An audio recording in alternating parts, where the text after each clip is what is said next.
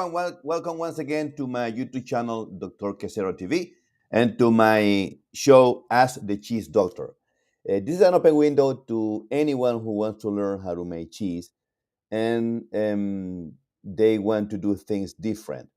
The idea is that we have we are a bunch of people that are in the cheese business that doesn't have like a financial safety net, and that's the reason we have to do things different. We have to be smarter and we have to be more efficient, and to do that we have to do something that I've been calling cheese hacking. And of course we have to know what's happening into the cheese, how it evolved, how it matured along the way, and by knowing that we can make things only once. And also we have to do the cheese hacking.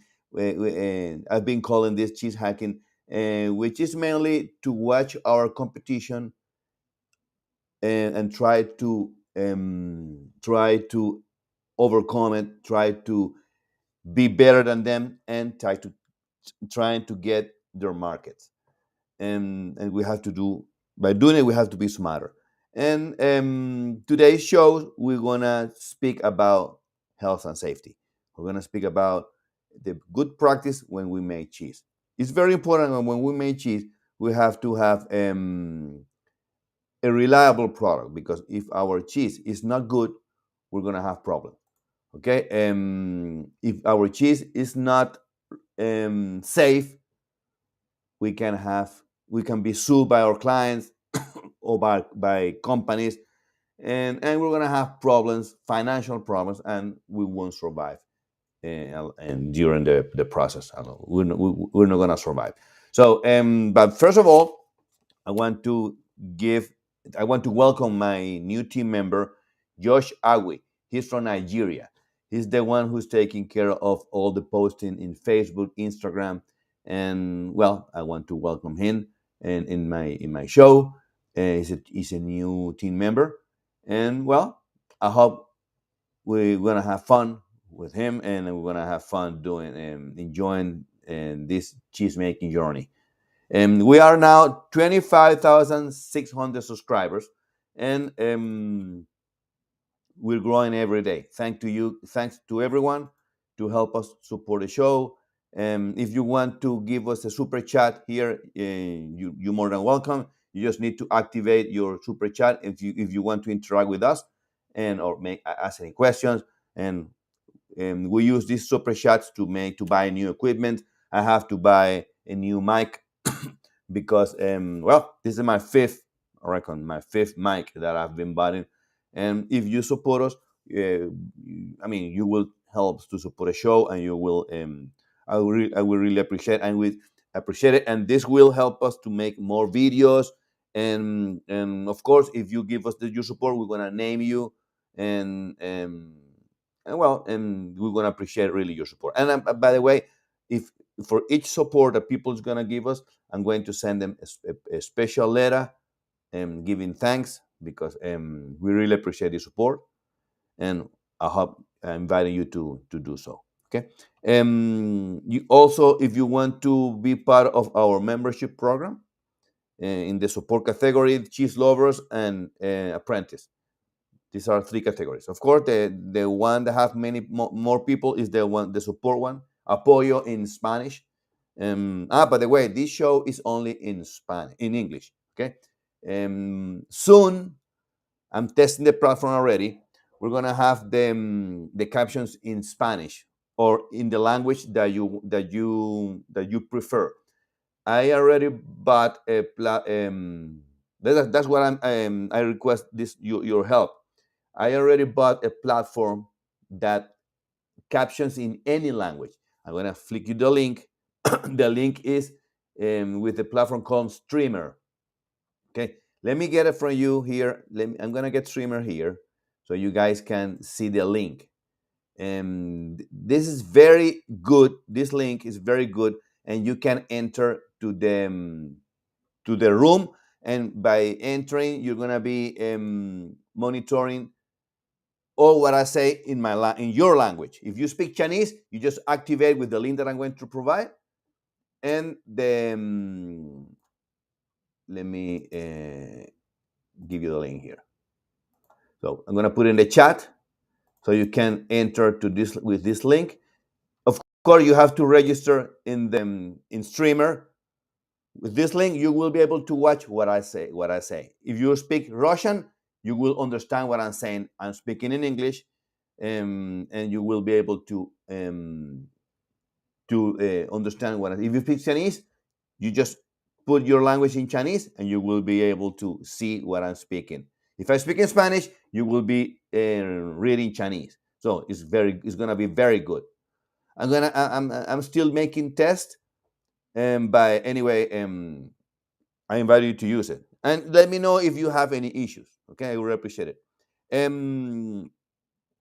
Also, if you want to make, if you are making cheese, I believe, because it happened to me as well. When I made my first cheese, I was so proud of it that okay, I posted in Facebook. I ask you to do the same. If you make a cheese and you're very proud of it, or even if you fail, doesn't matter. Send it to me. Send it to my email address, drquesero@gmail.com, and I will be happy to comment on it. I will put it in the show, and we talk about it. Okay. The idea is, if you make a good cheese, I want to see it, and I want to. You're not gonna believe it, but many people would be happy to see what you guys are doing. Okay. So I'm gonna close. I'm going to receive all these emails until each Friday of each week, so I can post it on Saturday. Here in New Zealand, we are already on Saturday. I can give you the numbers of the lotto if you want, because if we are the first country that New Zealand is the first country that with the time is the first one. Is that, I mean, the New Year's Eve first happens in New Zealand and then on the rest of the world. So the same here. I can give you the lotto, the number of the lotto. Okay, send me the photos because I really appreciate it. That you, if you, I will be very proud of you if you send me these photos so we can show it to everyone. Okay. Next week we're gonna have. I'm gonna try to do the both shows at the same time, English and Spanish, with the streamer. I have an international World Cheese Award judge. They're gonna come to them. He's gonna come. He's from Ecuador, and we're gonna speak in Spanish, of course, but you will be able to translate to get translations in English. So I would try. I would try to do that for next week. So if I can't get it because I'm still learning with the platform, I will do another show. But if I do get it, you're gonna be able. I'm gonna send you the link. You're gonna be able to translate in your language, okay, in any language. Well, today we're going to speak about good practices in cheese making, and I'm going to start with the presentation. I have problem with the audio in the other show in Spanish, but now in the one in English, let's see if we have the presentation here. I'm having here the people from Restream on the show, so let's see if we are having problems with audio. Please let me know, okay? Or make a comment or send me an email, whatever. You can send me an email to drquesero@gmail.com. Okay? Okay, let's go and start with the presentation and let's see how it goes. Okay, so big practices of cheese making. Wait. Okay, here we are. Okay, when we are making cheese, right, we have to know, we have to create a safe product for our consumers. And not only for the consumers, also for our family, because if we are making cheese, how do we know that the cheese that we are producing, that the cheese that we are making is safe? How do we know that it's not cross-contaminated with salmonella or listeria? Listeria, yeah. Listeriosis is bacteria that is very dangerous for the health. It can make kill people. And About 2 weeks ago, there was an outbreak of listeria in Florida, in America. And this is because the the manufacturing practices are not very good, and the protocols are not very good, and therefore the output produced, the food that is produced is going to get contaminated. So we have to establish protocols to do that. Okay, so to do that, we have to follow several premises. Okay, I'm going to speak in general about it. But anyway, one of the premises is that our employees play an important role in the production of the dairy product. Call it cheese, ice cream, yogurt, whatever. Okay, so we have to have consistent hygiene practices. Okay, because in this way we can prevent the cross contamination of our product, of our milk, of our cheese. Okay. Also, when we are packaging, for example, if we don't take the accordingly good operating practice, our cheese are going to be contaminated, and therefore the consumers might get killed, or might be in the worst in the best case scenario, they might get sick. So, and we have to create these protocols along the way, along the whole process of manufacture, and not only manufacture, also transportation. Um, when we are during the process measuring temperatures, we have to follow the same procedure in this way, because in this way, if we follow the same procedure, we won't improvise, and we will get a safe product. That's for this reason, it is very important to train our employees when they start working in our site, in our plant. We have to train our employees. We have to make a register, and we have to give it an induction, how what they need to do. To put an example, they need to, for example, if they go to the plant, they have to have like a screen on the hair. Could be one in protocol. The other one is that they, before they enter to the plant, they need to sanitize their boots, and their boots have to be gum boots. They can have shoes, and or another protocol could be, for example, they need to spray with alcohol the bottom of the foot, of the shoes, so when they enter to the plant, or soak the shoes into a sanitizing solution, for example. All these protocols, all these procedures, we need to put it in place, and we need to put it in black and white, so our employees can follow them. And of course, we have to monitor what they do. We have to follow, and we have to make a register.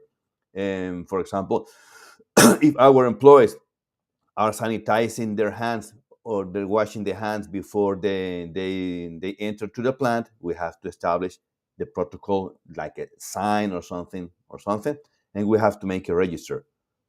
When they, for example, to put an example, enter to the plant, if they enter to the plant and they have to follow the protocol, wash their hands or whatever, we need to make a checklist. Did they wash their hands when they came to the plant? Yes.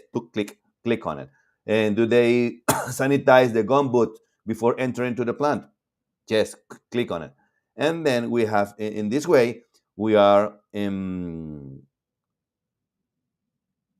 avoiding to cut edges.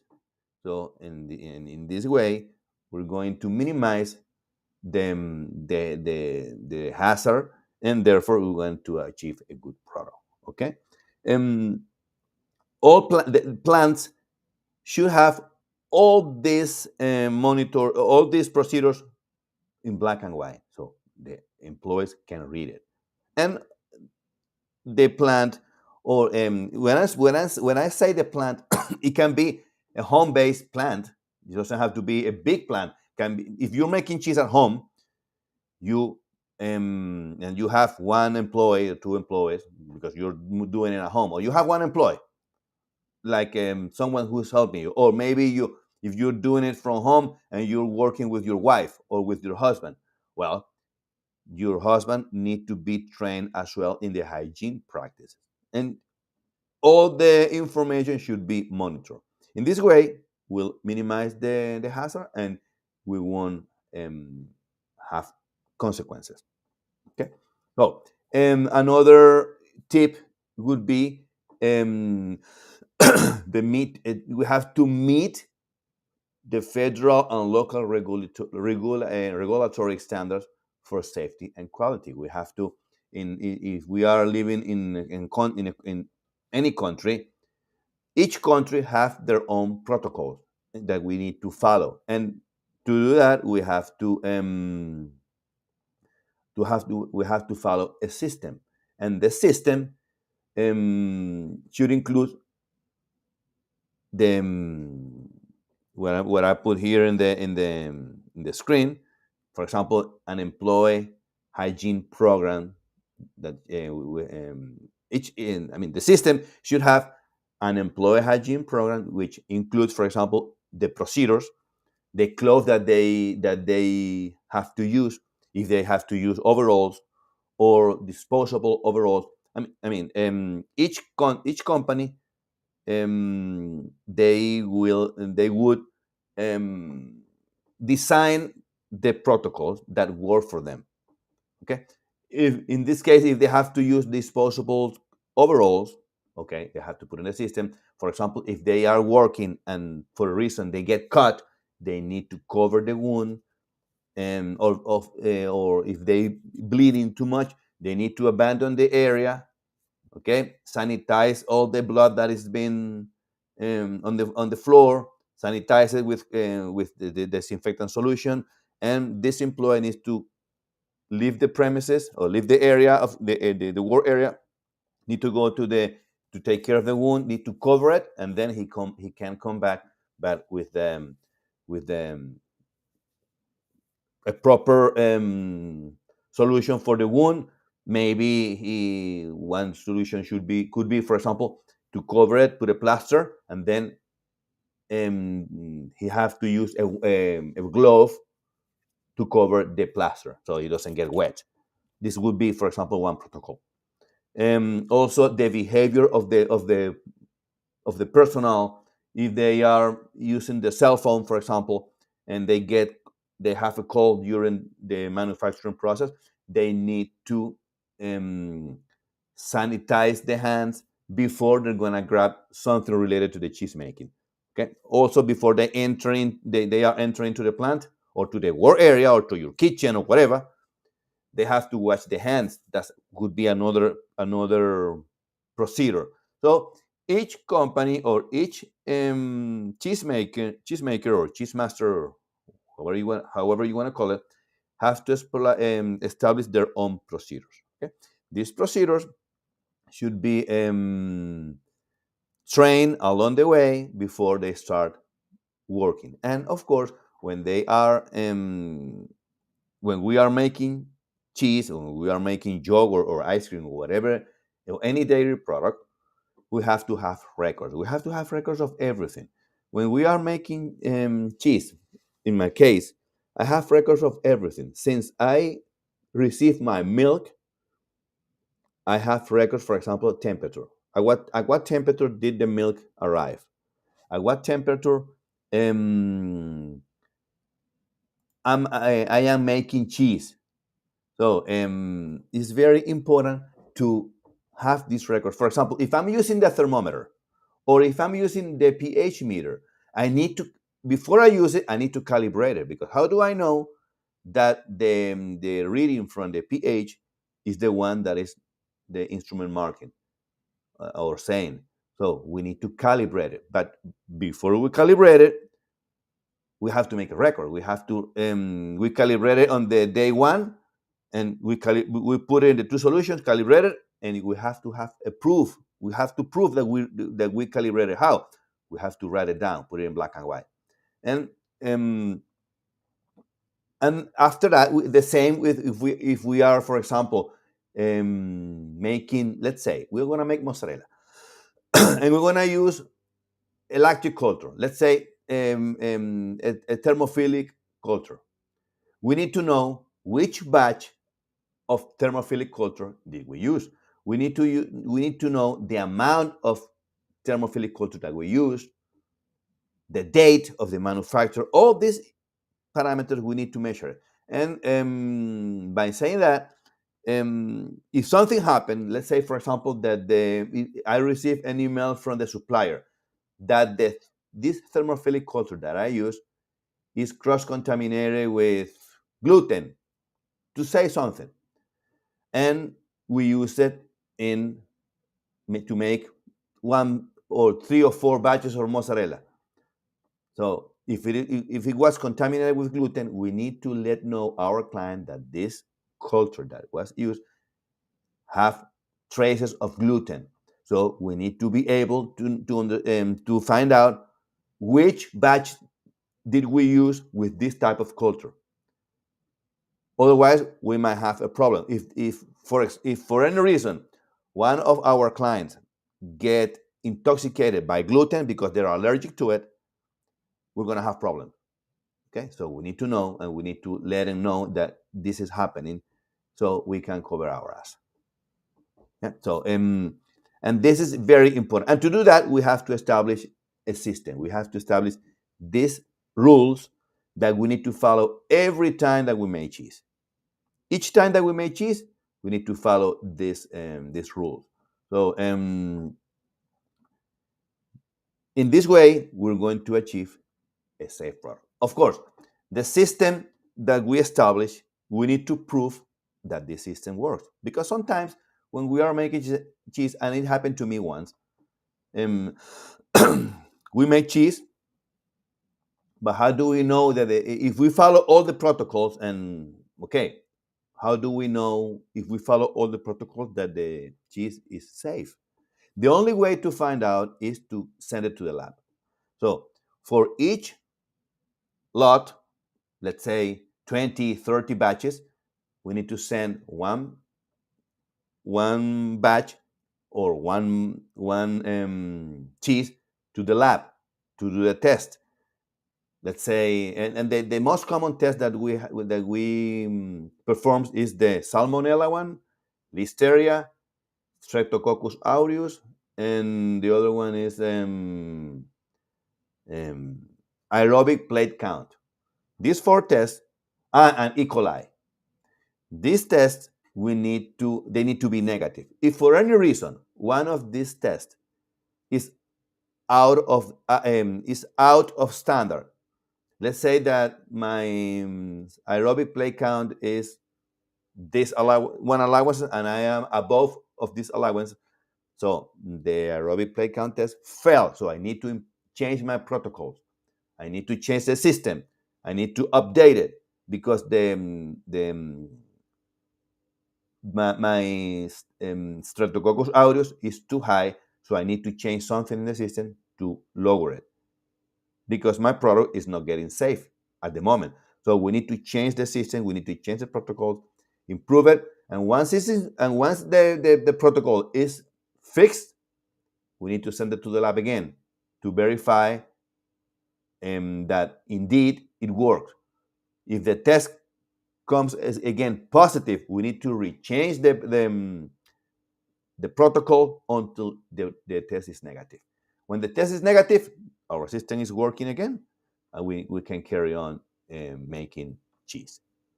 Okay, so this is how it works, and you need to do it every day that you are making cheese. You need to follow the same procedure, the same protocol. I'm going to do that, and by the way, I'm going to do that with a software. I'm designing a software to do that. And when I have this software, I'm going to give it to my students in my in my coaching program for cheese making. I'm going to give it to them so they can try it for free, of course, because they're my student. And you will be able to make cheese using the software. It's a platform. It's going to be very good. And then you will let me know how it works. Okay, I'm gonna use it myself. I'm gonna test it. And but the good thing of this platform, I mean, I have my group of developers working on it. By doing that, um, this platform will be able not only to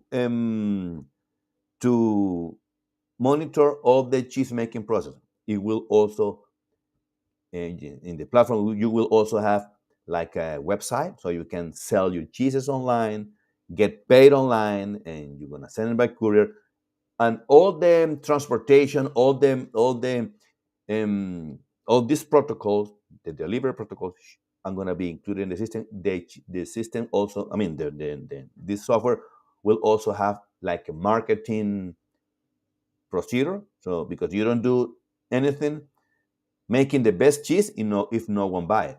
So we're going to help you out to sell it. We're going to design marketing techniques that you are going to be able to do you're going to be able to manage online and all these sales funnels, which is because this is the way that we sell with funnels. And well, it's going to be a very good system. It's very ambitious. The project is very ambitious, but we're working on it. I reckon maybe in 1 year it's going to be ready. We're still working on it, but I just wanted to let you know. Okay. Another thing, I already created a group, a Facebook group called the Cheese Hackers Club. This Cheese Hackers Club is is a public group for anyone who wants to do the cheese hacking. And as I said before, the cheese hacking is to watch our competition, improve it.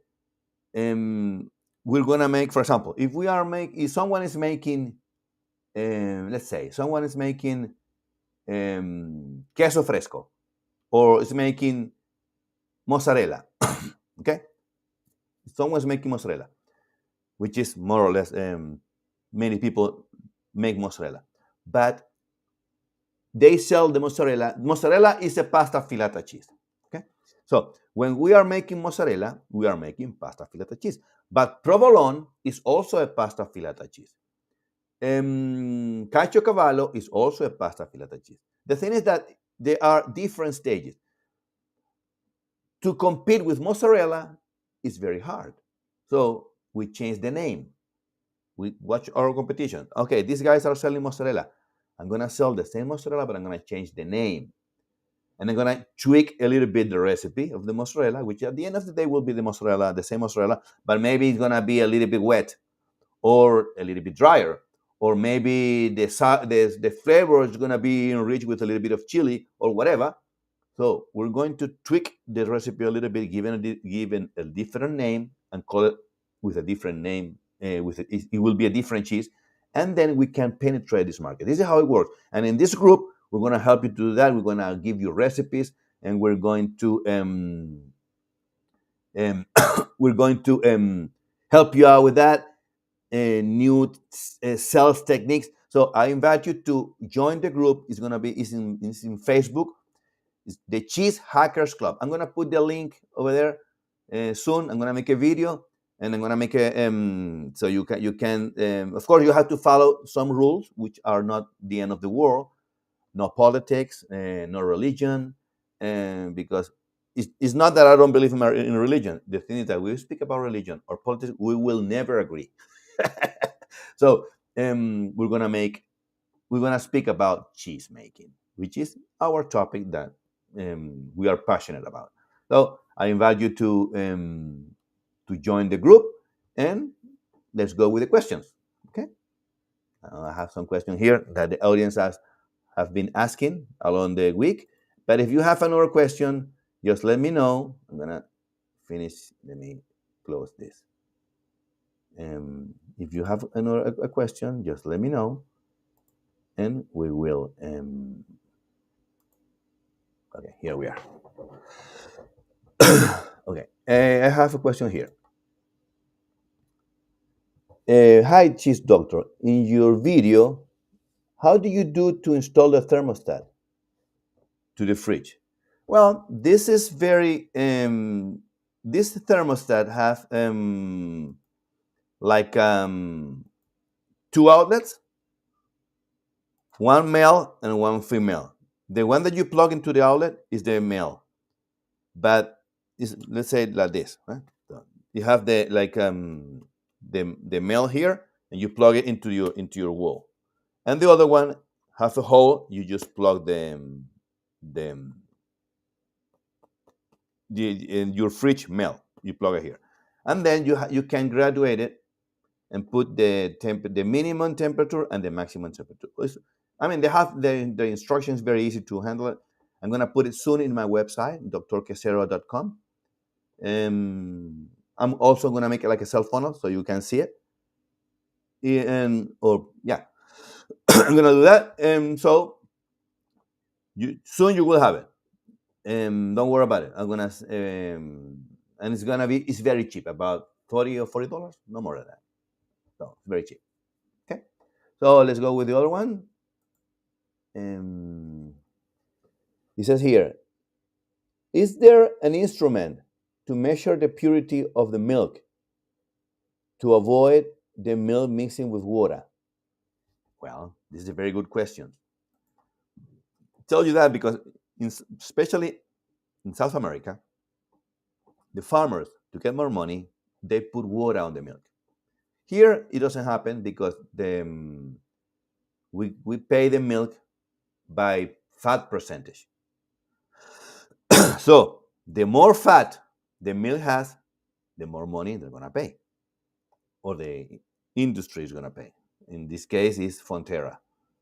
Fonterra pay by percentage of fat into the milk. If you put water, your percentage of fat will decrease and you get paid less.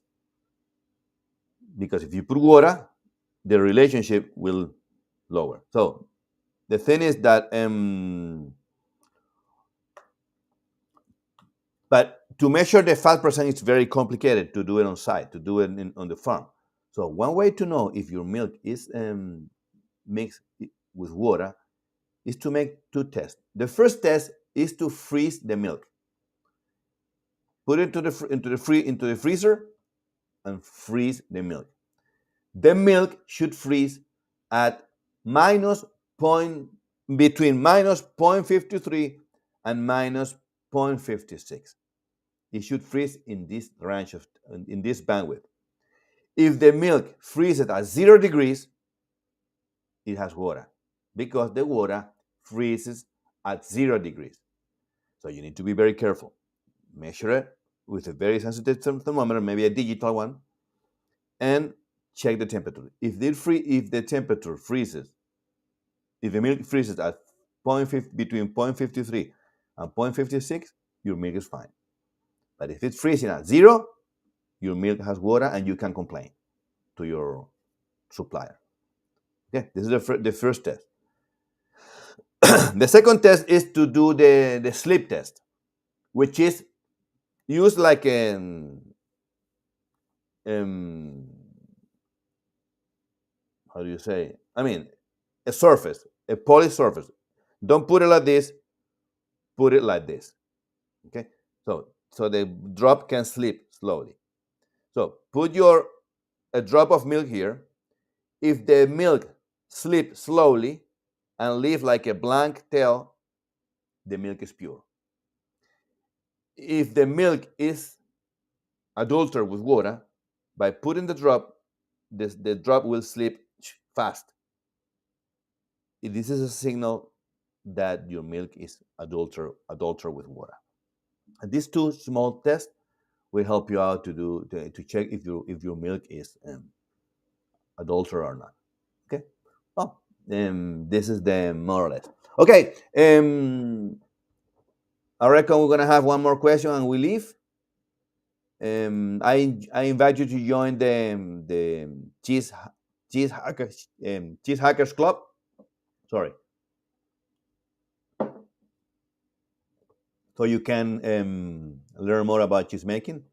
It says here, can I make a cheese making factory without any machinery and make homemade cheeses and be approved by I mean, this is Spanish and just translate it, and get the permit to operate? Of course you can. Your name is Ignacio. Yes, you can. As a matter of fact, this is what I do. I make, because my demand is very small. It doesn't mean that I don't do things correctly. I have my system in place, but I do it from home. I make maybe 100 liters per day, okay, which is give me an output of 50, 60 kilos per week, more or less. And I sell it, but I have to follow a system. So you can do it from your home, from your house. When you grow a little bit more, you can start doing it in a proper premises. Of course, a big factory or a bigger factory have implicit bigger problems. Meanwhile, if you are just starting, do it with your pots, your kitchen. The thing is that you cannot use your same pot, like the one that you use daily for your food, with the cheese making one. So they need to be separated. Your cheese making stuff is your cheese making stuff, and your family pots and your stuff for making food, your food or your own food at home, have to be different from the cheese making one. Okay. In this way, you're going to avoid a cross contamination from your family products or your family equipment. Okay, this is what you should separate both of them. Cheese making gear is only for cheese making, and the gear for cooking at home is the only one for cooking at home. Okay, that's the main thing. Of course, you have to have your system in place, and you have to put everything in practice and monitor everything according to the presentation that I just gave you today. Okay. Thank you for coming, everyone, and I'll see you next week. And remember, you're just one cheese away from reaching your dream. See you. Quesitos en casa, fáciles de hacer son. El doctor Quesero te enseña con sabor. Quesitos en casa, fáciles de hacer son. El doctor Quesero te enseña con sabor. Quesos colombianos y venezolanos, todo hecho en tu casa, con sabor zuliano y calor humano. Los quesos en casa tienen vitaminas, rápidos de hacer, en cualquier cocina, tan fácil como pelar mandarinas. Quesitos